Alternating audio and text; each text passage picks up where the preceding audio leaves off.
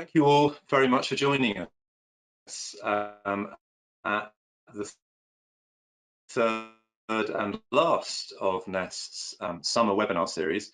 I'm Matthew Blackstad and I'm the Analysis Director at Nest Insight, and I'm going to be chairing today's session. Now, in our series, we've been looking at the impact of the COVID-19 crisis on the retirement readiness and financial resilience of households. And those of you who've been with us the whole journey will know that we started by looking at the financial well-being of households in the UK and how the crisis is exacerbating a lot of existing inequalities here. We then looked at the potential for behavioural interventions last week and understood how they can help people potentially build their own wellness and resilience following the crisis. But today we're going to broaden this topic and ask how economies around the world are responding to the ongoing crisis and see how resilient different systems are to this global disruption that we're all experiencing. And to help us tackle what is therefore a really, really big topic, I'm pleased to say that we're joined by two distinguished international speakers. On my left, as I look at myself on screen, is Karen Biddle-Andres, who leads the Financial Security Program at our US partner organization, the Aspen Institute. Karen's team have been our partners and close collaborators in the work that we've been doing around how to balance the financial preparedness of people both for retirement and for the short term. And we're really pleased that she can join us here today to talk about the current situation in the United States. Then Pablo Antonio Nicolas, who is Principal Economist at the OECD and also leads the private pensions unit there on my other side. His team have recently conducted an impressive global survey of policy responses to the crisis, and we're really pleased that he's able to join us here today to speak about that. So you'll be hearing from Karen and Pablo very shortly, but I want to start really by thanking them both for joining us here and sharing their expertise and insights. I really do think this is going to be a fascinating session. So following contributions from both these panelists, we'll open this up to a discussion, which I'll lead off, and I'll also throw that session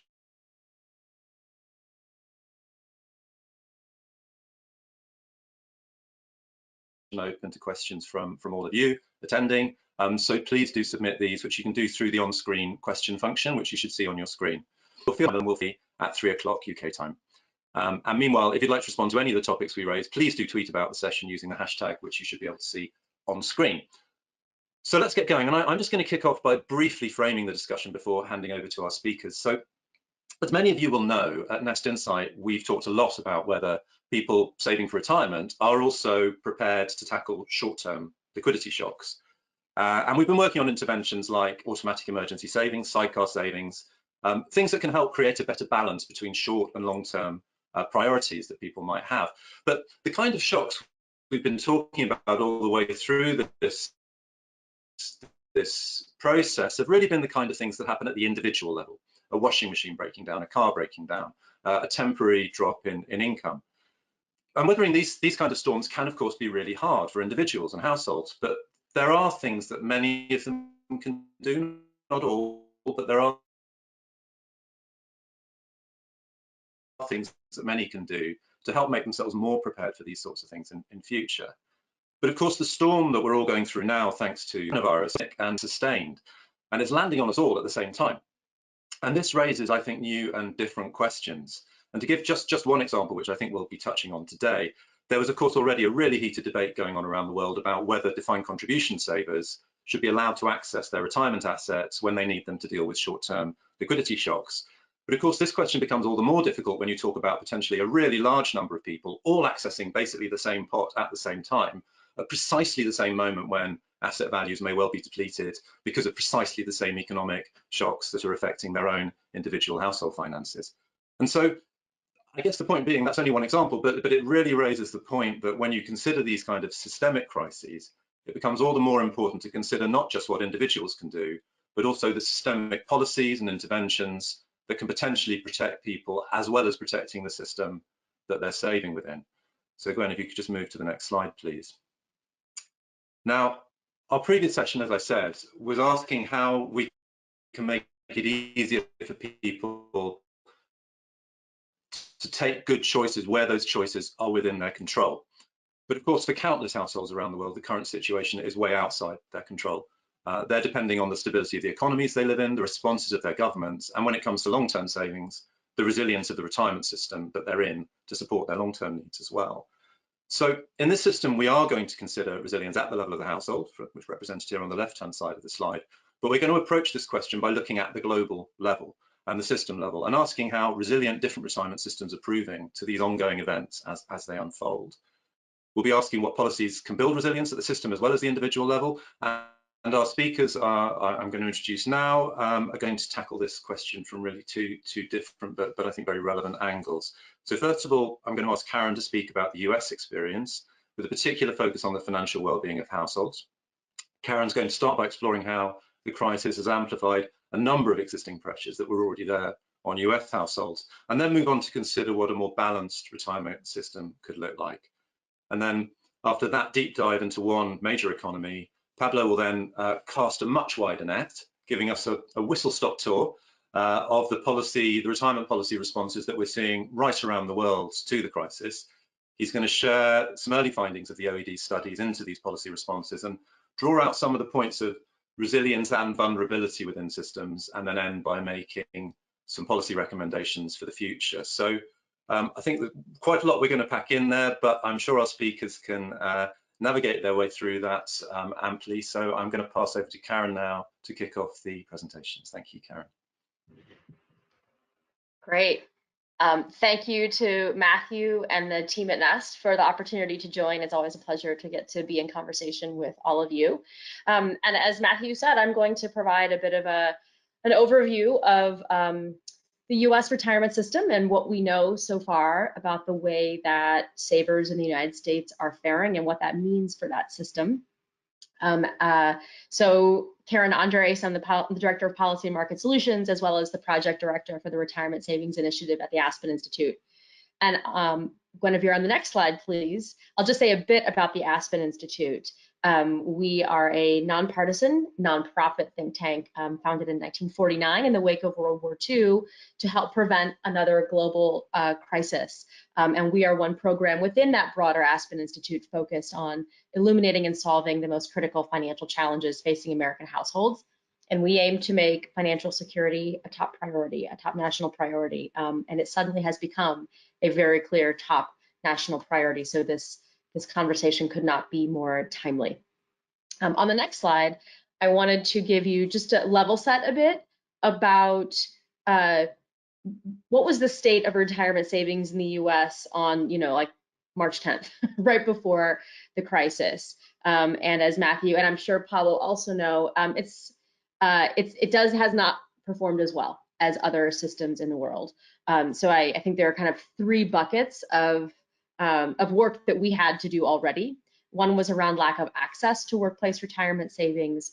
Another was around account leakage and finding this balance of the right level of liquidity for people to access their money in the case of an emergency versus storing for the future, and where that's left us in terms of inadequacy. So roughly half of private sector workers in the US lack access to a retirement savings plan at work. So this is a little difficult to calculate, but somewhere on the order of 40 million, 50 million workers in the US. These are disproportionately people who work for small businesses and disproportionately Black and brown workers, which contributes, of course, to inequity in the levels of retirement savings and wealth.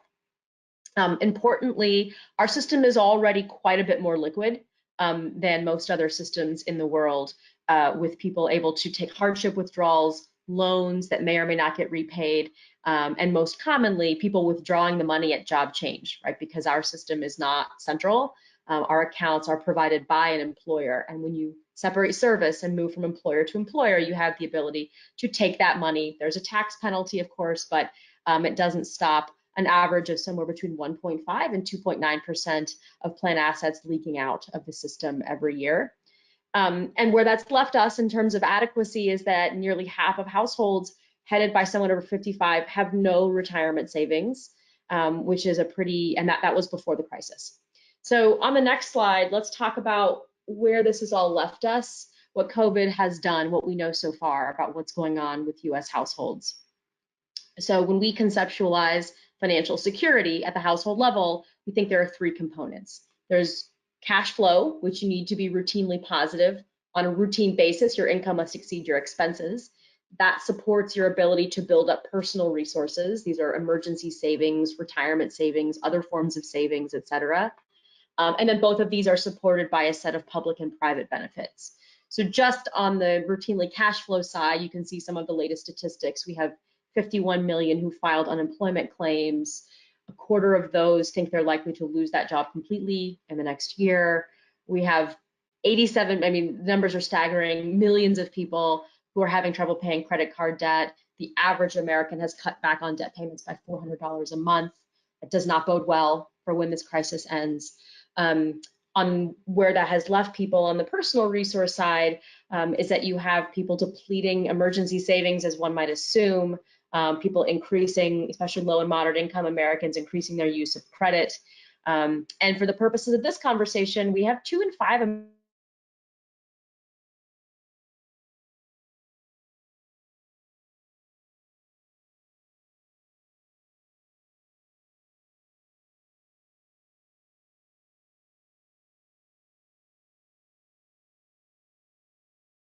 I'm afraid I think Karen has frozen there. Just going to give her a couple of moments to return.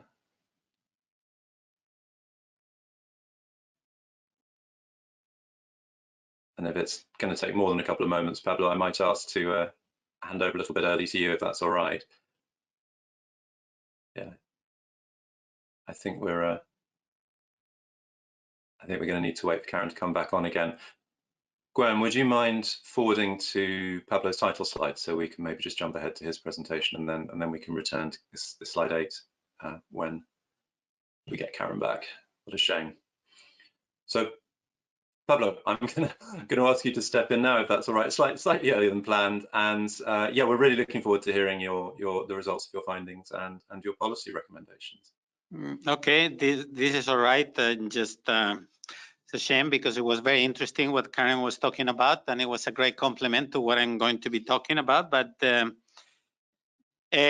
so let me just start with thanking you for the invitation. And what we have done at the OECD is to look at what retirement savings are doing in the time of COVID-19, and to address the question of this seminar series, Building Resilience. First, I'm going to talk about the challenges. Second, I'm going to highlight what many countries have done.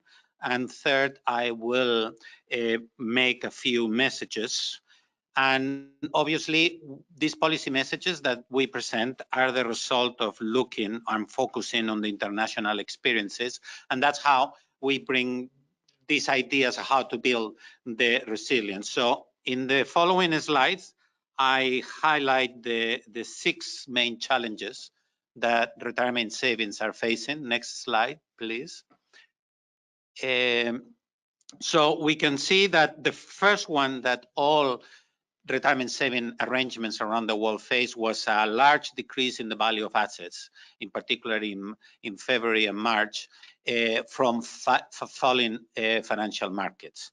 At the same time, there was an increase in liability and an increase in the solvency problems from falling interest rates in retirement savings arrangements that involve income promises, what normally they call defined benefits or life annuity products provided by generally insurance companies. As long as there is a promise, there is a liability, and there is a solvency problem that might get worse if interest rates are falling, because interest rates basically is the value of the future liabilities evaluated today.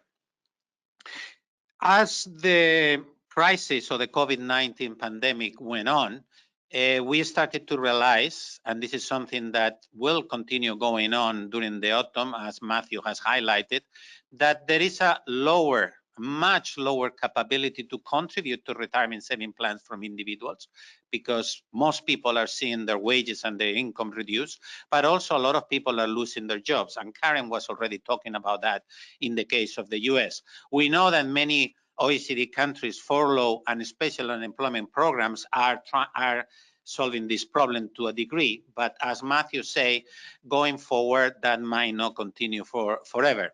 And also there is a lower capability to contribute from employers or from the state because they are facing financial distress. Additionally to these three, we also have noticed by talking and assessing regulators, supervisors, and other players in the pension system, like pension funds, that there has been a lot of operational disruptions as a result of working remotely, and we are experiencing one of them today as we are having this type of webinars remotely. Also, you probably have seen in the press a lot of cyber attacks, frauds, and scams that have been directed not only to individuals, also to regulators, to supervisors, and also to pension funds. And this is quite important because it can lead to serious problems in retirement savings. And this is one of the issues, the operational disruption and the cyber attacks and frauds and scam that requires to build resilience quite quickly. Finally, and this is one of the issues that Matthew highlights at the end, there has been short-term measures, but that have long-term consequences. So one of the challenges is that countries have started to put in place measures that aim at providing relief in the short term, but we do believe that some of them can have large negative impact in the long term, especially on retirement income adequacy. Measures like contribution holidays and early access to retirement savings.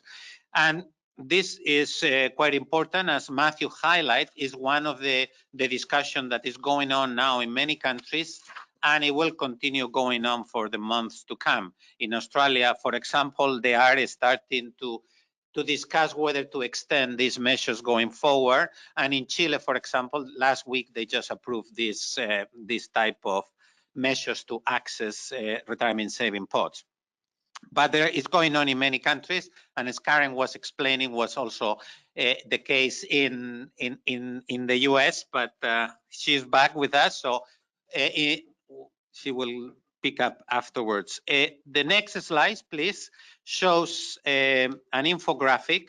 This is the new terminology about the different main policy responses that countries have implemented. In these slides, we can see the 6 challenges with an example of the type of measures implemented in each of the 6 and the countries that have implemented measures. I'm not going to go into detail in order to allow for time for discussion.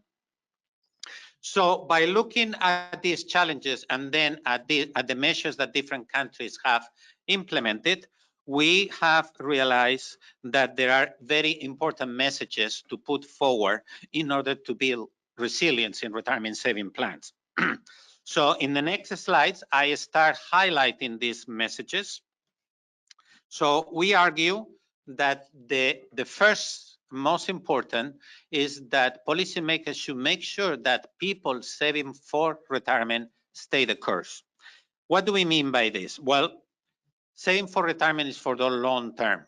So maintaining the investment in retirement portfolios to avoid selling and materializing losses is very important. We saw that one of the main challenges was the loss of the value of the retirement saving portfolios during the first quarter of the year. We have seen a recovery in Q2. We don't know what will happen in Q3 or Q4 because the uncertainty going forward is quite high. But if we look back at the financial and economic crisis, we see that not selling and not materializing the losses is the way to go unless you need it. And we'll get into that later on. Also, we have seen that many countries have implemented programs, transfers programs, subsidy programs, subsidizing income, special unemployment programs, furlough programs. Even in the US, Karen was going to guide that in the US. And these programs are essential because what they are doing is people are not suffering as much as income loss, and they might continue to contribute to the retirement saving pots, and they will be able to build retirement pots that will grant them a type of retirement that they were planning before. Most OECD countries have implemented these type of programs. Obviously, as Matthew said, there are a lot of discussions going on in many countries, and in the US, I think this week the Congress is already talking about this to extend them. But in many countries, they have extended them to September or to October. And these programs are quite important to make sure that people continue contributing, that the employers and the state continue contributing, and retirement savings are keep building up. In the next slides, please, we present main guidelines that we believe are important for policymakers, regulators, and supervisors. And they are more linked to the type of pension plans in which, or retirement saving arrangements in which there are promises, like defined benefits and life annuity products. First, it's very important that regulators and policymakers allow for flexibility in recovery plans to address funding problems, because this is a big shock, a system-wide shock, as Matthew called it, and the regulation has to adjust to the shock and not force pension funds and employers to take measures that might make things even worse. Obviously, it's very important that once the shock is over, these measures are reversed because the exceptionality is over. In previous shocks, like the financial and economic crisis, sometimes these exceptional measures were not removed, and we highlight that it's important to remove. It's also very important that regulators and policymakers make sure that funding and solvency rules for DB plans are countercyclical, and introducing flexibility in meeting these funding requirements will work to a large extent. And obviously provide proportionate, flexible, and risk-based supervision oversight, coupled with adequate communication to reduce fraud and to facilitate efficient operations to address these issues of disruptions.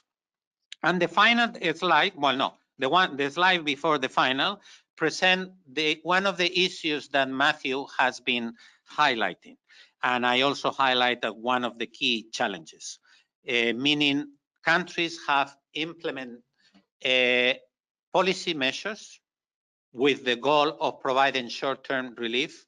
In the next slide, please, we can see them, these messages. So we believe that these measures, some of them might have a very important negative impact in the long term. So we argue that it's very important to allow, next slides, please, allow access to retirement savings, but only as a measure of last resort. And most importantly, it should always be based on individual specific exceptional circumstances, what in the jargon they call hardship circumstances. Because at the end of the day, retirement pots are to finance retirement. And accessing these retirement pots could lead to materialization of the temporary asset value losses. It could lead to liquidity problems. Here, I refer to liquidity from a different angle than Matthew. Liquidity in the sense that pension funds do invest in illiquid assets to a large extent because it's long-term investment for retirement, and might not have the type of liquidity that is required when people in large masses can access this. So it creates a liquidity problem in the system, and also investment management problems to pension funds. But obviously for us, what is more important is before COVID-19, we were already talking about adequacy shortfalls in retirement. So if people start accessing this, their retirement savings, the adequacy shortfalls are going to be much, much worse. Obviously, we do understand that some people might need to access them. So that's why we argue that in some regulatory frameworks, there are already measures and exceptions for hardship of special circumstances for people to access the retirement savings.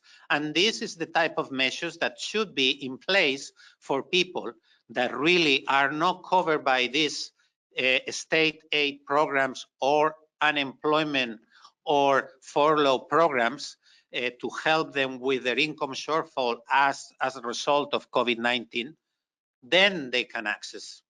But it should be based on a specific individual exceptional circumstances. This is essential. And in the last slide, next slide, please, I want to throw to the audience some ideas of what we are thinking that is some of the issues we will be discussing around the world in the months to come.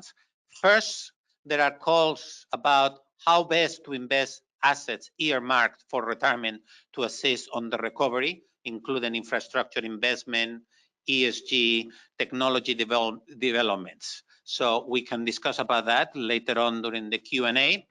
Also, the use of retirement pods, as I mentioned. And finally, a discussion for all those plans that have promises about mortality and life expectancy, liabilities and mortality tables, because there mortality has increased, life expectancy might be adjusting. There is a lot of discussion coming up, and it's already something that you can see in the press in countries like the UK or the Netherlands. So I leave it here and I pass on the baton to Karen. Thank you.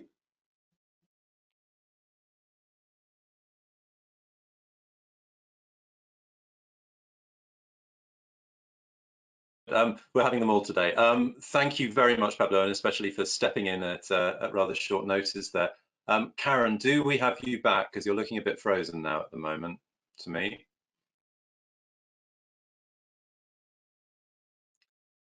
No, I fear our problems are continuing. So, Pablo, what I might do is start throwing some discussion topics at you, if that's all right, and then we can ask Karen to pick up when she returns. Hopefully she will. So I started out by making the distinction between sort of individual level issues, which in many cases individuals can prepare for, and comparing those to these sorts of system-wide challenges like a global pandemic. And I guess the question here is, can we ever really, as systems, be prepared for events like this? I mean, we all keep hearing that this event is unprecedented. It's one of the most commonly used words, I think, in Google word search at the moment. So what can systems do to prepare for things which are by definition unknown, or is this always reactive? Well, obviously, this kind of large shock like COVID-19, there are certain measures that has to be always reactive. So systems are not going to be prepared, like the type of measures that Karen was discussing in the US, but I also discuss around the world of subsidizing income, unemployment, special unemployment programs and furlough programs. Those will always be reactive, but having them in place, it's important.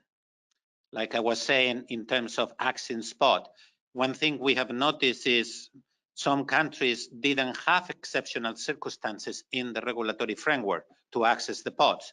So when the crisis came and some of the people didn't got, despite having all these special unemployment programs, they saw a sharp fall in their income. They wanted to access their pods, and then of course it became a cry against this type of systems, because why cannot we access?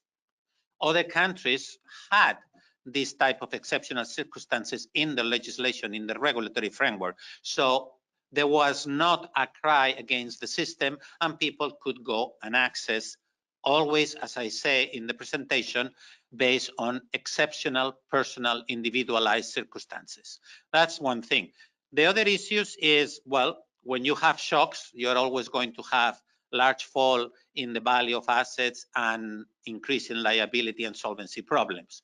So systems can have or retirement savings system can have in the regulatory framework a specific legislation for exceptional circumstances to allow for extra flexibility to deal with these changes. So yes, some things will be reactive, but some things can be in the legislation to address these type of problems where they come. Obviously, new problems will bring always new things that will have to be reactive to. I think we have Karen back. And of course, it's from what you're saying, we do. Yes, I'm about to hand over. I was just going to say, it's also the ability of a legislator to respond nimbly to these situations is clearly a big part of that ability to be reactive. From what you're saying, Karen, you're with us. Let me add one thing, if I may. It is important that they put all these things in the legislation. And one final thing that is quite important is regulators and policymakers should really start to communicate better to individuals what saving for retirement is about. Less technical jargon and what is all this about. I think at Nest we can wholeheartedly agree with that sentiment. Karen, you seem to be with us. Would you like to pick up again halfway through?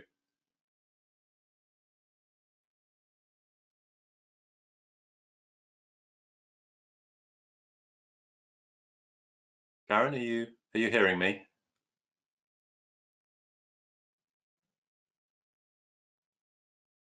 No, it looks like there's still some problem at her end, unfortunately. Pablo, I'm going to continue to ask you a few questions, if that's all right, while we try to resolve this. But we may have to reconvene at another point for the benefit of getting Karen on board. So another point that you touched on briefly towards the end, Pablo, was the fact that I mean, certainly it's the case in the UK, we recognise that there are measures that have been in place that have, to a very large extent, buffered the impact on individuals, particularly our furlough scheme here, and the fact that that scheme has supported retirement contributions for workers. But these things are coming to an end. And we also recognise that the situation may well worsen and be quite sustained in many economies. So how do you envisage things changing going forward from what you've seen of the situation to date? And I guess more generally, to what extent should and must state safety nets continue to play a role versus private actors in continuing to weather what might be really quite a sustained?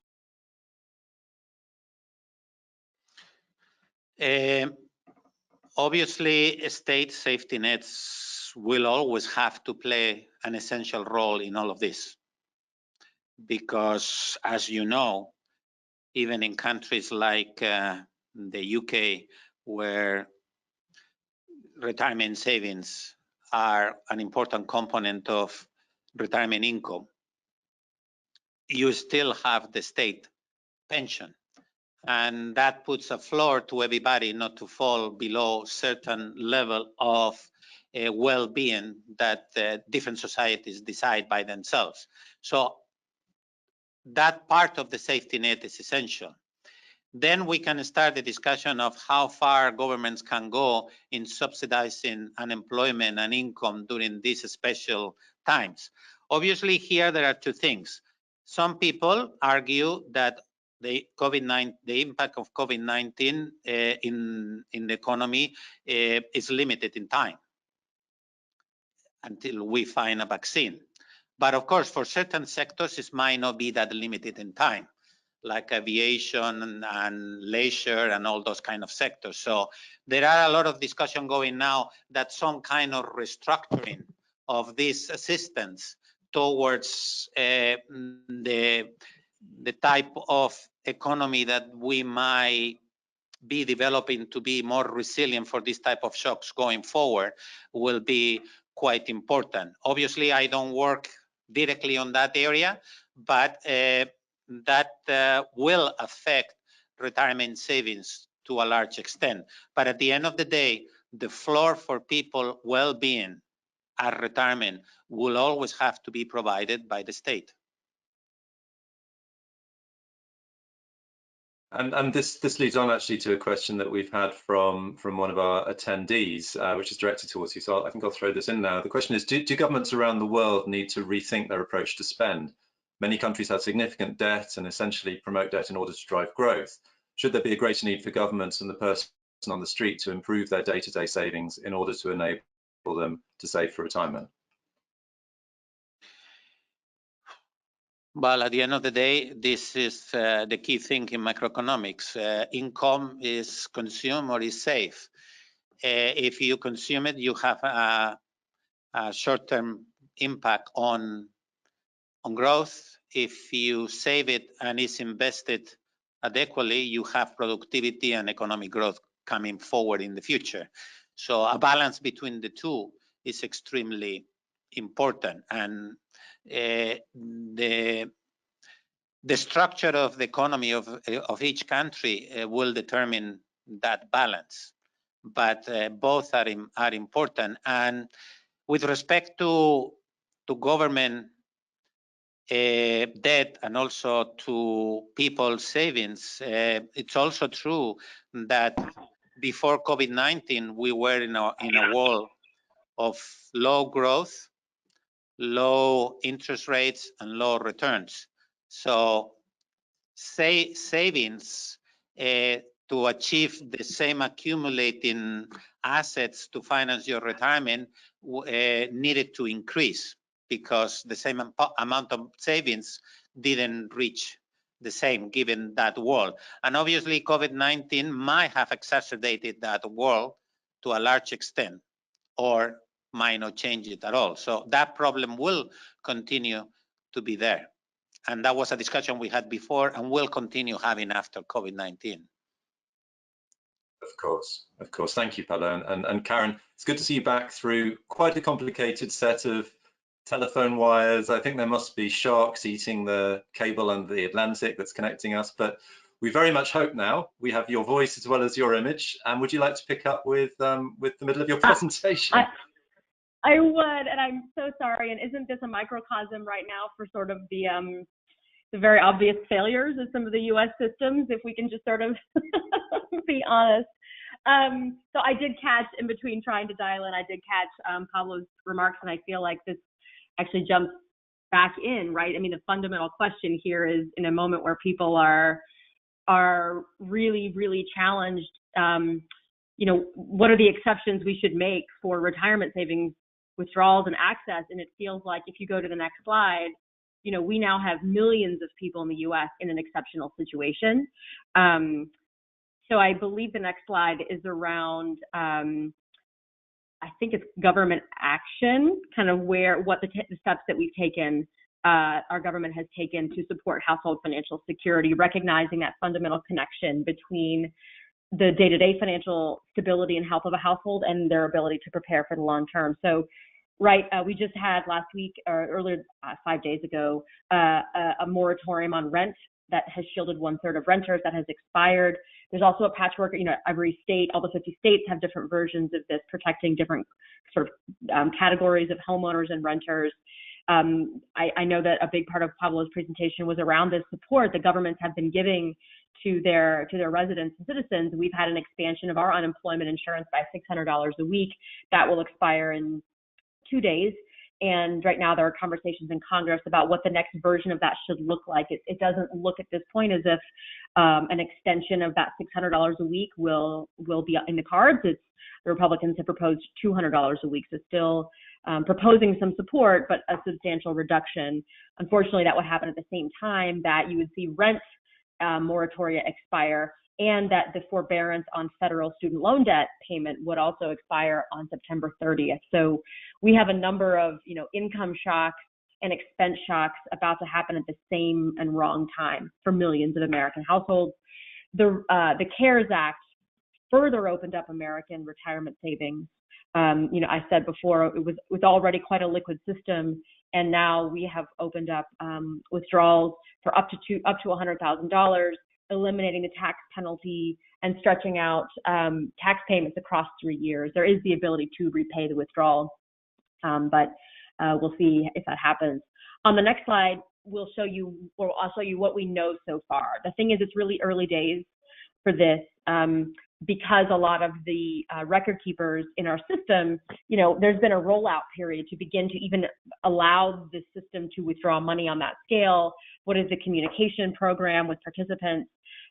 So here's what we know so far. Vanguard published some data recently that showed that at least in the first 2 months after the CARES Act was passed, around just under 2% of participants had withdrawn funds. That doesn't sound too bad, but unfortunately the median withdrawal was over $10,000, and the participants who took a withdrawal, that was an average of 60% of their balance, and that was in the first 2 months after the CARES Act was passed. I think we're all sort of holding our breath, waiting to see what happens in the months that follow. And remember, this is for people who had retirement savings in the U.S. We are seeing some companies suspending or reducing their match. It's worth noting that in the financial crisis, about, I think, 18% of companies reduced or eliminated their matches, and a quarter of those, I believe, never reinstated it at the full level after the recovery. Importantly, Social Security. You may know that our system has been underfunded, and we are pre-COVID. We had been facing an insolvency date in the year 2035, and because of the reduced payroll taxes, that insolvency date has gotten closer, and estimates range from 4 to 7 years. So we're seeing impacts to retirement savings potentially on both the private savings side as well as Social Security as sort of that pillar one of the retirement system. Next slide, please.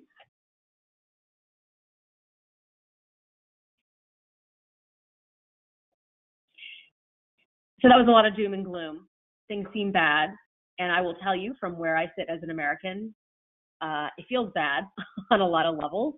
I think we're all aware that the public health crisis and the economic crisis, or the public health recovery and the economic recovery, are going hand in hand, and at the moment neither of those look like they're going in the right direction. That said, there will be an end to this at some point, and I think what we have seen, not only in the household economic crisis, but also you may be aware that in the United States, we're going through a really deep moment of conversation and reflection and introspection about racial equity that was sparked by the killing of George Floyd, Breonna Taylor, Ahmaud Arbery, and many others, all in quick succession. And I think what we have in front of us is an opportunity to build back a better system that works for people, that prepares them, that leaves them financially secure, and that is reparative. That the damage that's been done to Black households and the wealth gap in particular can begin to be addressed. So there are 3 things that come to mind as we take an optimistic sort of lens to this crisis. One is that I think we're all pretty confident that emergency savings will be depleted, but we also know that historical data after a pandemic shows that there is actually an increased desire among households to rebuild emergency savings. And so we think this only reinforces what we have believed, which is that retirement savings systems need to build tools to help people automatically save for emergencies while they save for retirement, to reduce the need to tap into those long-term funds, which, as Pablo rightly points out, are best left where they are to grow for the long term. I think we're unsure right now what the scale of the economic damage will be. But it is certain that there will be damage to small and mid-sized companies in terms of, how many of them even survive this. Job losses, some percentage of these, we're optimistic that many will come back, but many won't. If the Great Recession is any indication, reduced matches could be a feature for some people in their retirement savings plan at work, and account withdrawals. All of this together means that there will likely be more Americans than before who did not have sufficient retirement savings. So we think this opens up an opportunity to revisit the best role of the employer. What is the role of the employer in our system, and how do we make sure that everyone has access to workplace retirement savings plan, in particular automatic enrollment, which we've seen from around the world works really well when it's implemented and when everyone has access to it.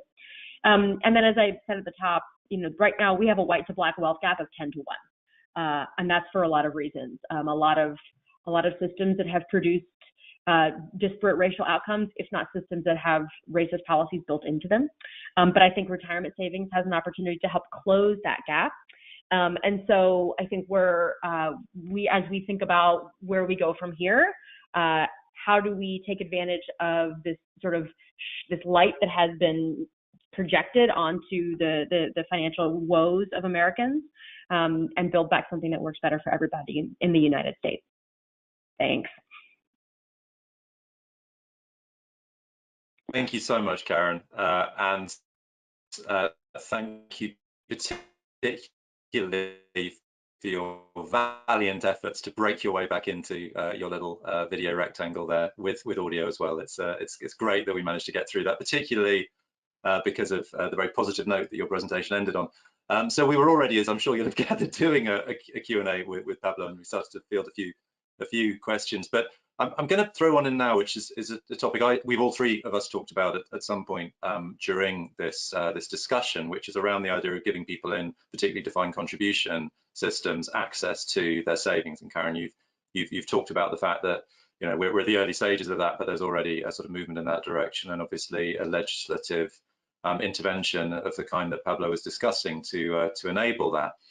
I guess, obviously in an ideal world, we all know it would be great if all households had sufficient emergency resources or sufficient safety net to draw on. They didn't need to draw on their retirement pots, but clearly these are exceptional circumstances. I guess the interesting question that this raises, though, is when does the point come where a system should open up, where a DC system should open up, given all the negative impacts that we've talked about, and in particular, who decides?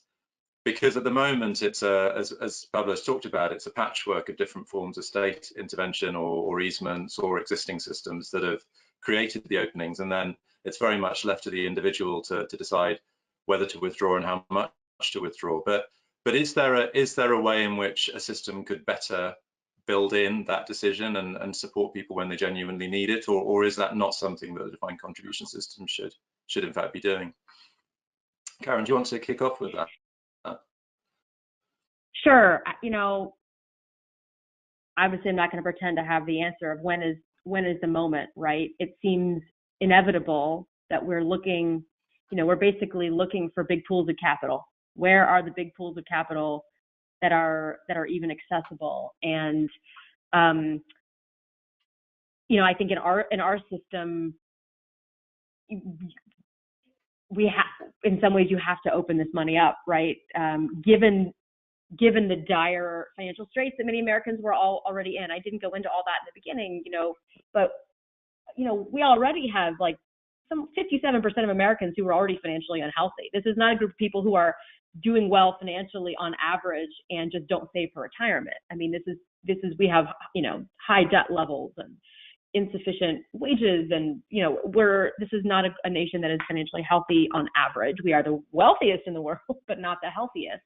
And so, I think in some ways it needed to happen right now just to protect people, especially given we're not, as I mentioned before, we're not seeing our government continue the support. It doesn't look likely that we will be continuing that cash support that has been so critical in keeping people from tapping into those long-term resources. So I think, I'm interested in particular in the Australian example. They have opened up to the extent that they have. That's sort of to me a little bit of a surprising move given the healthier state of their nation. And I'm interested to see what happens with that. I think ours was inevitable. It seemed like in some ways the right call for who we are. I'm not certain it's the optimal thing if our whole system were working as it should.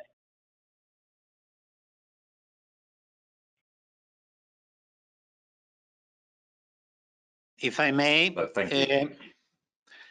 I think there are two things here. One is now, and I do believe that, as I say before, they should be based on exceptional circumstances. And you ask what should be those circumstances? Well, first, a big loss of income or unemployment, despite those state finance assistance programs that we have been talking about. So obviously, at one point, some people might need to access, but it should be based on those circumstances if there is not state assistance. But going forward, there is one country out there that has a very interesting approach, but this is going forward to make the system more resilient tomorrow.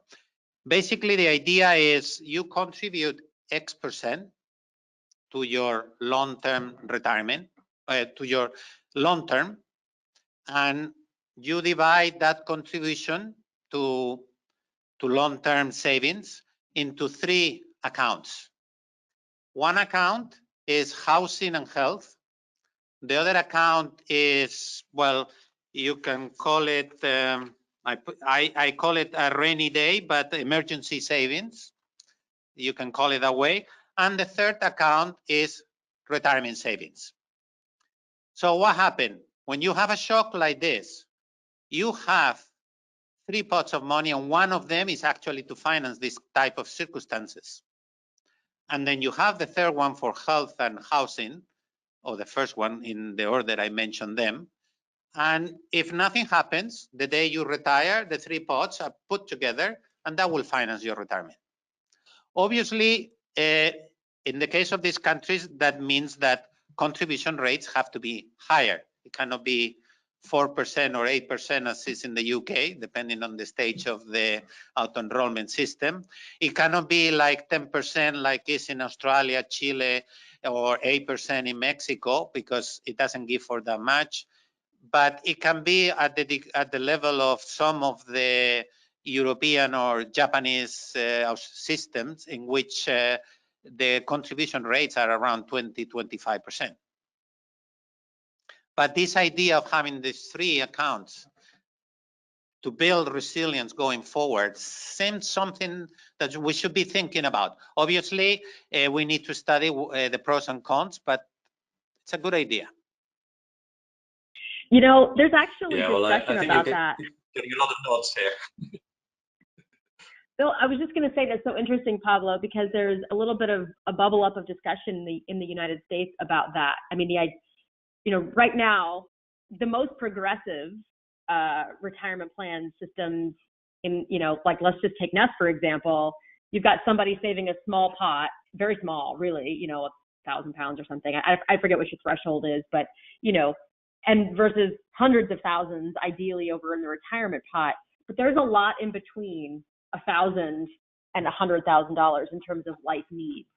And in fact, we've heard some rumbling in the U.S. that, what if you could envision a platform that was just your savings platform that had emergency, that had in the U.S., your college savings for your children, and you have maybe a goal-based, your health savings account, right? An HSA already exists in the U.S., not available widely, but to everyone. But you can imagine a lineup of these different uses and purposes with different tax treatments and even different investment strategies to kind of get at what Pablo is saying. And we actually used to have, there is a version of this, an old cafeteria plan in the U.S. that kind of started to go in that direction. So I think the question though too is, how big of a shock can you really expect people to absorb? Even in that housing and health account, this strikes me as a crisis that was really that social insurance, societal insurance is really purpose built for. This is very much, we hope, an anomaly unless climate change gets wildly out of control and worse. And those kinds of shocks happen on a more regular basis. But I think, what we're wrestling with is certainly I don't think people can self-insure against this many months of income loss in this kind of a crisis. But maybe there is a role, as Pablo says, for a system that allows for multiple different kinds of savings, not just emergency or retirement. No, Yeah, I agree. I agree that it should always be the state in this kind of shocks that is, it takes the bigger role in assisting people. But these arrangements will allow people that, for whatever reason, do not have, despite the state assistance, have a big loss of income or lose employment, to tap into it. But at the end of the day, this kind of system-wide shocks needs the state to be the final backbone support. Apologies for cutting in. It's just we're running a bit short of time, and you both rather brilliantly there brought us back full circle, because it comes back to that question about the difference between preparing for household level shocks and what you need to do system wide. So apologies to those who've submitted questions that I'm afraid we don't have time for anymore. I hope you'll understand that our little operational disruptions that we've experienced made it a little difficult to get to everyone's questions, but great to see the engagement there. It's very much I was just trying to imagine, we did this series of seminars to replace what would normally be our summer conference in London, and the idea that we would have invited Karen over and she'd be sitting on stage and then suddenly vanish from her chair halfway through is a bit unimaginable, but these are the days we're living in, and we're really grateful to both of you, Karen for finding your way back in by any means, and Pablo for jumping in, because that ended up being a really good discussion, and very grateful to you both. Do either of you want to refer our attendees to anywhere where they can go to get any further information? Well, all the information I presented, it's in the OECD webpage on the hub about COVID-19. It might not be easy to find, but if anybody contact me directly, I will be happy to send them the information. Thank you, Pablo. And Karen, presumably to the Financial Security Program website. Yeah, so on the Aspen Institute Financial Security Program website, we publish a lot of the work that we do in retirement, and in a month or two, we'll be publishing sort of a comprehensive report of what we think what are kind of the priorities for the U.S. retirement system and the design principles that we would like to see a different system sort of meet. So we would love to have you join us there on our website and newsletter. Thank you very much. And thank you again, both of you, for some really informed and stimulating contributions there, and for what became a very good discussion in spite of gaps. Thank you as well to all of the people who've attended not just this, but the previous two webinars. I hope you found them interesting. If you didn't see either the previous two or you missed any of this one, these will be available on our YouTube channel. I don't know if we're going to try and re-edit this one, Karen, to put you back in order, but let's see what we can do with the raw material. And for now, I'm just going to say thank you all very much, and we look forward to seeing you all at future events. Bye for now. Thank you very much. Bye-bye. Thank you so much.